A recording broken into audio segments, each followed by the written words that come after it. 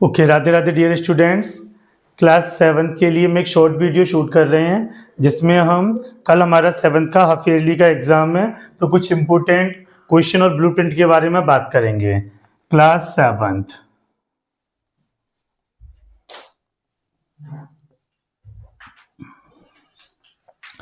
देखो, हमारे total chapter 10 रह रहे हैं इसमें। Chapter 1, chapter 2, chapter 3, chapter 4, chapter 5, chapter 6, chapter 9, chapter 10, chapter 12, chapter 13, chapter 14।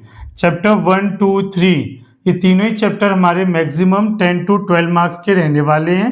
इन चैप्टरों में से एक भी क्वेश्चन 3 और 4 मार्क्स का नहीं आएगा। क्लियर है इतनी सी बात। चैप्टर 4, 5, 6 ये तीनों चैप्टर हमारे लिए इम्पोर्टेंट हैं। इन चैप्टरों में से आपके एमसीक्यू क्वेश्चन भी आएगा। चैप्टर 4 में से आपका वेरी शॉर्ट भी आएगा, फिल इन द ब्लैंक्स भी, ट्रू फॉल्स भी, वेरी शॉर्ट, शॉर्ट, लॉन्ग और ऐसे टाइप का क्वेश्चन। तो आपको चैप्टर 4, 5, 6 बहुत अच्छे से करनी है। ये तीनों ही चैप्टर हमारे मिनिमम 40 मार्क्स के रहने वाले हैं। ये चैप्टर हमारे 30 मार्क्स के अप्रोक्स रहेंगे जब तीनों ही चैप्टर हमारे। फिर चैप्टर 9 है आपका अप्रोक्स 3 to 4 मार्क्स का रहेगा।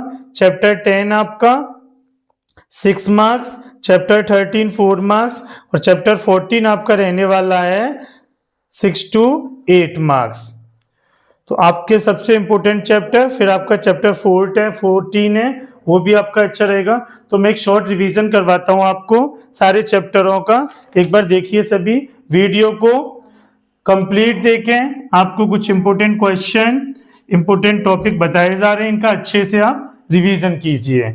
ओके, चैप्टर 1 में से कुछ आपके इस टाइप के क्वेश्चन रह सकते हैं। जैसे आपसे बोला जाए क्वेश्चन नंबर फर्स्ट चैप्टर 1 में से कि -3 + 12 - 15 + 18 = ये इस टाइप का क्वेश्चन आपका एमसीक्यू में रहेगा। तो आपके पास ऑप्शन होंगे A, B, C, D। जो भी आपका ऑप्शन इसे सॉल्व करोगे, जो भी आपका ऑप्शन राइट से या राइट आंसर आएगा वो आप इसमें क्लिक करोगे। जैसे मैंने लिखा 12, 16, 14, 18, तो 12 आपका राइट आंसर है, तो आपको 12 पे टिक लगाना है। इज दैट क्लियर ना? तो चैप्टर 1 में से कुछ इस टाइप के क्वेश्चन रहने वाले हैं। कुछ हमारी आइडेंटिटी को लेके क्वेश्चन आ सकता है कि 13 मल्टीप्लाई 12 किसके इक्वल आएगा। तो आपके पास ऑप्शन होंगे A 12 × 13, B -12 × +13, जो भी है आपके पास ऑप्शन रहेगा C 12 + 13, D 12 / 13। तो आप इजीली कर सकते हो। तो चैप्टर 1, 2, 3 ये तीनों ही क्वेश्चन आपके MCQ, fill in the blanks और वेरी शॉर्ट टाइप के क्वेश्चन इनमें से आएंगे। जैसे what should be added to या what should be multiplied to 3/5 to get 20। मैंने बोला what should be multiplied to 3, what should be multiply y 3/5 to get 20। तो कुछ इस टाइप के क्वेश्चन रहेंगे कि हमें किस नंबर से मल्टीप्लाई किया जाए 3/5 में जिससे 20 आ जाए। तो आपका सॉल्यूशन क्या रहने वाला है? Let we that number equal to x। तो x मल्टीप्लाई 3/5 = 20। तो x की वैल्यू क्या आ जाएगी? 20 डिवाइड में धराएगा मल्टीप्लाई, 3 मल्टीपल में धराएगा डिवाइड, तो x की वैल्यू आ जाएगी 100/3। तो यही आपका फाइनली आंसर। जैसे यहाँ मल्टीप्लाई है तो ऐड वाला भी क्वेश्चन आ सकता है। What should be add to y 3/5 to get 20। तो ऐसी क्वेश्चन आपको वो भी करना है, ठीक है ना। फिर चैप्टर 4 में आपसे बार बार बोल रहा हूं, चैप्टर 4 के लिए आपको सारे एक्सपोनेंट एंड लॉ अच्छे से लर्न होने चाहिए। और एक्सपोनेंट और लॉ लर्न करने के लिए आप एक्सपोनेंट पावर का पार्ट 1 जो मैंने इसमें ऑलरेडी अपलोड कर रखा है, वहां से आप पार्ट 1 को कंप्लीटली अच्छे से देखोगे। सारे एक्सपोनेंट लॉ आपको अच्छे से आने चाहिए। जितने भी क्वेश्चन है, हर एक क्वेश्चन में आपको एक्सपोनेंट लॉ जिस लॉ को आप यूज कर रहे हो वो आपको राइट भी करना होगा, कंपलसरी है, अदरवाइज फिर आपके मार्क्स डिडक्ट हो जाएंगे। यदि आपने, जैसे मैंने क्वेश्चन लिखा 3 की पावर 5 मल्टीप्लाई 3 की पावर 12 डिवाइड 3 की पावर 4, ये क्वेश्चन है आपका एक्सपेंड पावर का। जैसे ये क्वेश्चन एमसीक्यू में आया आपका, तो आप, या फिर वेरी शॉर्ट में ये क्वेश्चन आ गया आपका वेरी शॉर्ट में, तो आपने यदि ऐसे आंसर लिख दिया कि 3 की पावर 5 प्लस 12 माइनस 4, 3 की पावर 17 माइनस 4, 3 की पावर 13, आंसर तो आपका सही है, बट इसमें लॉ कौन कौन सा यूज हुआ है वो भी आपको राइट करना होगा। यदि ये 1 मार्क्स का क्वेश्चन आपने ऐसे ही इसका आंसर दिया तो आपका 0.5 मार्क्स डिडक्ट हो जाएगा। तो आपको लिखना होगा ए की पावर बी मल्टीप्लाई ए की पावर सी इक्वल टू ए की पावर बी प्लस सी। एक तो आपने ये वाला लॉ यूज किया है, फिर आपको साइड में बताना होगा ए की पावर वी डिवाइड ए की पावर सी इक्वल टू ए की पावर बी माइनस सी। ये दोनों लॉ आपने यूज किए हैं इसमें, जब ये आपका क्वेश्चन कंप्लीट होगा, जब आपको 1 में से 1 मार्क्स गेट होगा, ठीक है ना। तो चैप्टर 4 के लिए मैं यही बोलूंगा कि आपको एक्सपोनेंट एंड लॉ सारे अच्छे से आने चाहिए, आपको राइट भी करने हैं सारे लॉ। मैंने विद एग्जांपल एक्सपेंड पावर का पार्ट 1 जो अपलोड किया था उसे बार बार देखो, वहां से क्लियर हो जाएगा। क्लियर है ना। Next question, exponent and power के लिए इंपॉर्टेंट बात यह है कि जैसे कोई क्वेश्चन लिखा 16 की पावर 2 x की पावर 2 y की पावर 3 अपॉन 2 की पावर 5 x, मैंने कहा इसे एक्सपोनेंट पावर से सॉल्व करना है आपको। तो आपको जो बेस है ना, जैसे ये बेस है ये एक्सपोनेंट है, तो आपका बेस प्राइम नंबर होना चाहिए, बेस प्राइम नंबर। और ये 16 प्राइम नहीं है, 16 कैसा है, कंपोजिट है। तो आप पहले इसके फैक्टर करोगे 16 के कुछ इस टाइप से, 2 8 जा 16, 2 4 जा 8, 2 2 जा 4, 2 1 जा 2, 16 कितने टाइम आ गया, 4 टाइम। तो आप 16 को क्या लिखोगे, 2 की पावर 4। तो फिर आप यहाँ कैसे राइट करोगे, 2 की power 4 whole power 2 x square y 3 upon 2 की पावर 5 मल्टीप्लाई एक्स। अब यहाँ आपका यूज हो रहा है ए की पावर बी की होल पावर सी, ए की पावर बी मल्टीप्लाई सी। तो 2 की power 8 multiply x square y 3 upon 2 की पावर 5 मल्टीप्लाई एक्स। अब आप इसको एक्सपेंड पावर लॉसेस को सॉल्व कर लोगे, ठीक है ना। तो ये आपको ध्यान रखना है, एक तो आपका बेस प्राइम नंबर होना चाहिए और आपको सारे एक्सपोनेंट एंड लॉ अच्छे से याद होने चाहिए, तो फिर प्रॉब्लम नहीं आएगी। फिर है आपका इसी चैप्टर 4 का एक्सरसाइज 4th सी। 4th सी में आपकी standard form,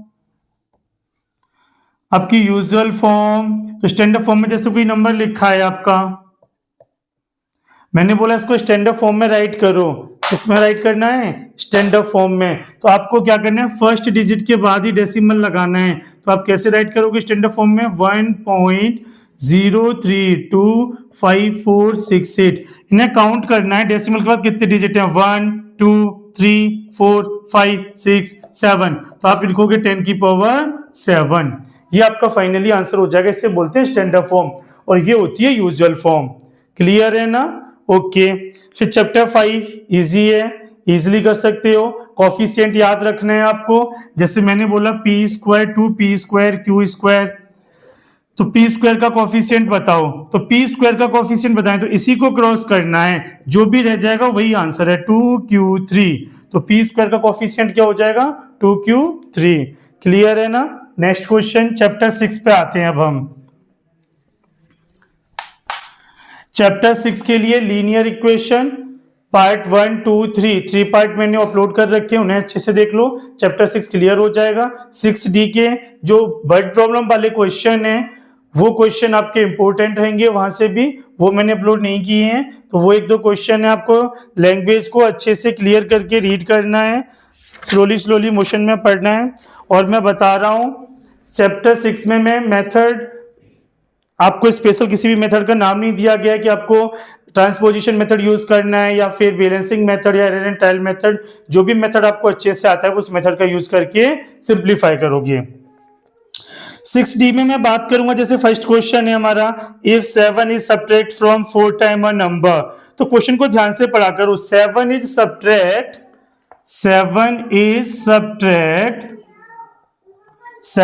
subtracted from 4 times a number, four times a number. तो एक नंबर का 4 टाइम करना है आपको, उसमें से कितना सब्ट्रैक्ट करना है 7। तो लेट वी दैट वो नंबर क्या हो जाएगा x, 4 टाइम करोगे 4x, सब्ट्रैक्ट करना है -7। आगे बोल रहा है the result is equal to 29। तो ये आपकी क्या बन जाएगी इक्वेशन, ये आप इक्वेशन बन जाएगी, फिर इसको इजिली x को सिंप्लीफाई कर सकते हो, ठीक है ना। तो स्टेटमेंट को स्लोली मोशन में पढ़ो, आराम से जैसे कह रहा है वैसे करना है, ठीक है ना। फिर हमारा आता है 6 के बाद सीधा चैप्टर 9 में आपका रेशियो है। जैसे मैंने कहा आपके पास 1000 रुपए का अमाउंट है, इसको आपको 4:6 में डिवाइड करना है। तो आपको डिवाइड करना है, बताना है 4:6 में डिवाइड करोगे तो क्या अमाउंट आ जाएगा। तो जब 4 का रेशियो बताना है तो 4 अपॉन टोटल रेशियो 10 मल्टीप्लाई 1000, क्या आंसर आ जाएगा 400। जब 6 का रेशियो बताना है तो 6 अपॉन 10 मल्टीप्लाई 1000, क्या आंसर आ जाएगा 600। इज दैट क्लियर ना। तो आपको रेशियो कन्वर्ट करना अच्छे से आना चाहिए। फिर आपका इसमें नेक्स्ट और भी क्वेश्चन है आपके, रेशियो को परसेंटेज में कन्वर्ट करना आना चाहिए। जैसे 2:5 है, मैंने कहा परसेंटेज में कन्वर्ट करो, तो कैसे कन्वर्ट करोगे, इसको लिखोगे 2/5, परसेंटेज में कन्वर्ट करने के लिए मल्टीप्लाई बाय 100। तो 100, तो 5 का डिवाइड दिया 100 में 20 टाइम, 22 जा 40, तो यही आपका फाइनली आंसर हो जाएगा 40%। क्लियर है ना। चैप्टर 10 में मैं आपको बार बार बोलता हूं, चैप्टर 10 के लिए आपको फॉर्मूले अच्छे से लर्न होने चाहिए। चैप्टर 10 में आपको फॉर्मूले अच्छे से लर्न होने चाहिए। एसपी निकालने का formula CP multiply 100 plus profit upon 100। CP निकालने का formula SP multiply 100 upon 100 plus profit. जब लॉस हो रहा होगा तो आप 100 माइनस लॉस करोगे, जैसे SP CP multiply 100 minus loss upon 100। Similarly यहाँ पे भी जब लॉस होगा तो माइनस लॉस करोगे। प्रॉफिट फाइंड आउट करना है, profit percent, profit upon CP multiply 100। एक बात और बता दूं, जब भी आप प्रॉफिट या लॉस कैलकुलेट करोगे तो ऑलवेज कैलकुलेट कहाँ करोगे सीपी। कहाँ को कैलकुलेट करोगे सीपी, कॉस्ट प्राइस पे। जब भी आपको प्रॉफिट परसेंट निकालना होगा या लॉस परसेंट निकालना होगा तो अपॉन में ऑलवेज क्या लिखोगे सीपी, एसपी लिखोगे तो गलत हो जाएगा। तो आप कैलकुलेट हम करते हैं, कैलकुलेशन किस पे होती है हमारी कॉस्ट प्राइस पे। तो 10 के फिर सारे क्वेश्चन आप इजीली कर सकते हो। अभी हमने लाइव डाउट क्लास भी रखी थी, वहां से भी आपका हो गया है। फिर हम चैप्टर 13 की बात करते हैं। 13 में आपको प्रॉब्लम आती है बेस और हाइट में, तो मैं आपको एक ही बात समझाना चाहूंगा, सारे फॉर्मूले आपको आते हैं अच्छे से। चैप्टर 13 में एक तो आपका ट्राइंगल है, ट्राइंगल का एरिया आपका 1/2 बेस इंटू हाइट, पैरेललोग्राम है आपका बेस इंटू हाइट। आपका सर्कल है, सर्कल का एरिया की बात करूंगा πr², सरकमफेरेंस हो जाता है 2πr। ये पहले तो आपको ये सारे फॉर्मूले लर्न होने चाहिए।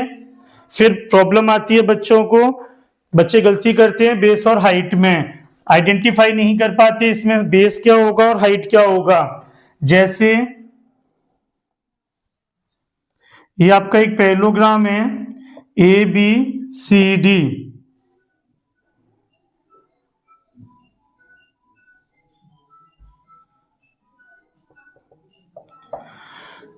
तो देखो मैं आपको ये बताना चाहूंगा कि आपको बेस और हाइट आइडेंटिफाई करने के लिए ये देखना है कि जो भी डायग्राम है उसमें 90 डिग्री का एंगल कहाँ बना हुआ है अपना। जैसे एक एंगल तो ये बन रहा है 90 डिग्री और एक एंगल ये बना हुआ है 90 डिग्री, तो ये 90 डिग्री का एंगल बना है तो इस वाली लाइन से और इस वाली लाइन से बन रहा है, तो इन दोनों ही लाइनों में से एक बेस और एक हाइट हो जाएगी। BC आपका बेस हो जाएगा तो फिर आपकी DF क्या हो जाएगी, हाइट हो जाएगी। जब यहाँ 90 डिग्री का एंगल बना हुआ है तो इन दोनों लाइनों से बन रहा है आपका 90 डिग्री का एंगल, तो फिर ये दोनों ही लाइनों में से one base and one height, AB आपका बेस हो जाएगा तो फिर DE क्या हो जाएगी आपकी हाइट हो जाएगी। तो बेस और हाइट आपको अच्छे से आइडेंटिफाई करना आना चाहिए। फिर इसके एरिया की बात है, मान लो ये 12 है, ये 8 है, ये 9 है, आपको ये फाइंड आउट करना है। तो देखो एरिया चाहे आप इन दोनों बेस हाइट से कैलकुलेट करो या इन दोनों बेस हाइट से कैलकुलेट करो, एरिया पे कोई इफेक्ट नहीं पड़ता। तो इसका एरिया निकालोगे आप तो 12 मल्टीप्लाई 8 इक्वल हो जाएगा BC मल्टीप्लाई 9। तो हमें VC की वैल्यू भी बतानी है, तो 9 इधर आएगा डिवाइड में, 12 multiply 8 upon 9 equal to BC। 3 से कट हो रहा है, कट कर दो तो कितना आ जाएगा 32 अपॉन 3। ये BC की आपकी हाइट भी आ जाएगी। तो मेन बच्चे गलती करते हैं बेस और हाइट में, तो मैं वही बताना चाहूंगा। आपको 90 डिग्री का एंगल देखना है, 90 डिग्री एंगल यहाँ पे बना है तो बेस और हाइट, 90 डिग्री एंगल यहाँ बन रहा है तो बेस और हाइट। क्लियर है ना। सर्कल का सरकमफेरेंस और फॉर्मूला बेस्ड क्वेश्चन है, area pi r square, circumference 2 pi r. फिर आपका चैप्टर 14 लास्ट क्वेश्चन है, आपको ग्राफ बनाना भी आना चाहिए। बार ग्राफ है आपका, बार ग्राफ आपको पता है ये आपका एक्स एक्सिस होता है, ये वाई, तो कुछ इस तरीके से आपका बार ग्राफ बनता है, आप इजीली बना सकते हो। फिर आपका इसमें मीन मोड मीडियन रहने वाला है। मीन आप फाइंड आउट करोगे तो मीन का फॉर्मूला भी यूज लिखोगे। मीन निकालने का फॉर्मूला होता है sum of all observation upon number of observation. तो ये फॉर्मूला यूज करना है आपको मीन फाइंड आउट करने के लिए।